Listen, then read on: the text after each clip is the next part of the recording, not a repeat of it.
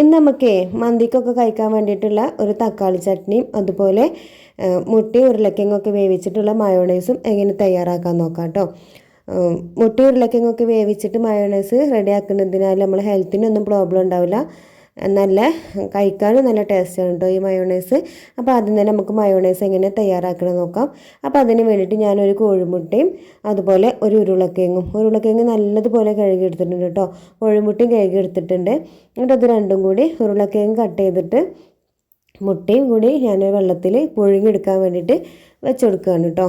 നല്ലതുപോലെ ഒന്ന് വേവായിട്ട് വേണം കേട്ടോ നമുക്ക് മയോണൈസ് റെഡിയാക്കാൻ വേണ്ടിയിട്ട്. അപ്പോൾ അതാ ഒരു 10 മിനിറ്റ് വെച്ചാൽ തന്നെ നമ്മളെ ഉരുളക്കിഴങ്ങും മുട്ടയൊക്കെ ഒന്ന് വേവായി കിട്ടും കേട്ടോ. ഇതിലേക്ക് ഞാൻ ഉപ്പൊന്നും ചേർത്ത് കൊടുത്തിട്ടില്ല കേട്ടോ.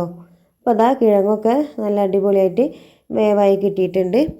ഇനി നമുക്കിതിൻ്റെ തൊലിയൊക്കെ ഒന്ന് കളഞ്ഞെടുക്കാം കേട്ടോ. പിന്നെ ഇതിലേക്ക് ഞാൻ ഒരു 4 ചെറിയ അല്ലി വെളുത്തുള്ളിയും കൂടി എടുത്തിട്ടുണ്ട് കേട്ടോ. ഇനി നമുക്കൊരു മിക്സീൻ്റെ നമ്മൾ പൊടിക്കുന്ന ജാറുണ്ടല്ലോ അതിലേക്ക് ഉരുളക്കിഴങ്ങൊക്കെ ഇട്ട് കൊടുത്തിട്ടുണ്ട് കേട്ടോ. പിന്നെ ഞാനൊരു 1/2 സ്പൂണ് ഓയിലാണ് കേട്ടോ, സൺഫ്ലവർ ഓയിലാണ് കേട്ടോ ഒഴിച്ച് കൊടുക്കുന്നത്. എന്നിട്ട് അതൊന്ന് അരച്ചെടുക്കുന്നുണ്ട്. അപ്പോൾ അതാ ഇങ്ങനെ കേട്ടോ കിട്ടിയിട്ടുണ്ടാവുക. ഇനി നമുക്കിതിലേക്ക് നമ്മൾ പുഴുങ്ങി വെച്ച മുട്ട ഉണ്ടല്ലോ അതൊന്ന് കട്ട് ചെയ്തിട്ട് ചേർത്ത് കൊടുക്കുന്നുണ്ട് കേട്ടോ. ഫുൾ വേവായിട്ടാണ് നമ്മൾ മുട്ട എടുത്തിട്ടുള്ളത്. പിന്നെ നമ്മൾ എടുത്ത് വെച്ച വെളുത്തുള്ളി ഉണ്ടല്ലോ അതും കൂടി ചേർത്ത് കൊടുത്തിട്ടുണ്ട്. പിന്നെ നമ്മൾ ഉണക്കമുളക് ചതച്ചതാണ് കേട്ടോ ചേർത്ത് കൊടുത്തിട്ടുള്ളത്. ഇനി ഇതിലേക്ക് ഞാൻ ഒരു 1/2 സ്പൂണ് ഓയിലും കൂടി ചേർത്ത് കൊടുത്തിട്ടുണ്ട് കേട്ടോ. അപ്പോൾ ഇങ്ങനെ നമ്മൾ മയോണൈസ് റെഡിയാക്കി എടുക്കുമ്പോൾ നമുക്ക് ഓയിലിൻ്റെ ചെറിയ അളവ് മാത്രമേ ഓയിൽ ആവശ്യമായിട്ട് വരുള്ളൂ കേട്ടോ.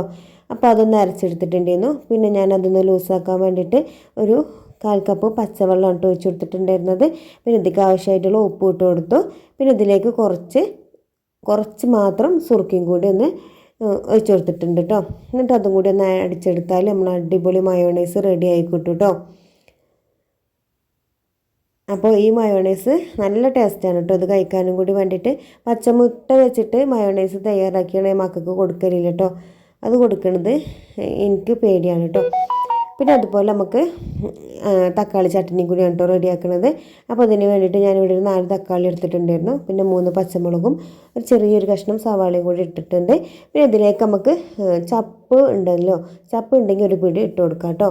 പിന്നെ ഇതിലേക്ക് ഞാൻ ആവശ്യമായിട്ടുള്ള ഉപ്പ് ചേർത്ത് കൊടുത്തു. പിന്നെ കുറച്ച് സുർക്കയും കൂടി ഒഴിച്ച് കൊടുത്തിട്ട് ഒന്ന് അടിച്ചെടുക്കുന്നുണ്ട് കേട്ടോ. അപ്പോൾ തക്കാളി ചട്നിയൊക്കെ നമുക്ക് പെട്ടെന്ന് തന്നെ തയ്യാറാക്കി എടുക്കാൻ പറ്റും കേട്ടോ. അപ്പോൾ നമ്മളെ മന്തീൻ്റെ കൂടെയൊക്കെ കഴിക്കാൻ വേണ്ടിയിട്ട് ഉള്ള ചട്നിയും മയോണൈസും ആയിട്ട് തയ്യാറാക്കിയിട്ടുണ്ടെന്നത്. അപ്പോൾ വീഡിയോ എല്ലാവർക്കും ഇഷ്ടമായി കരുതുന്നു. Thank you for watching.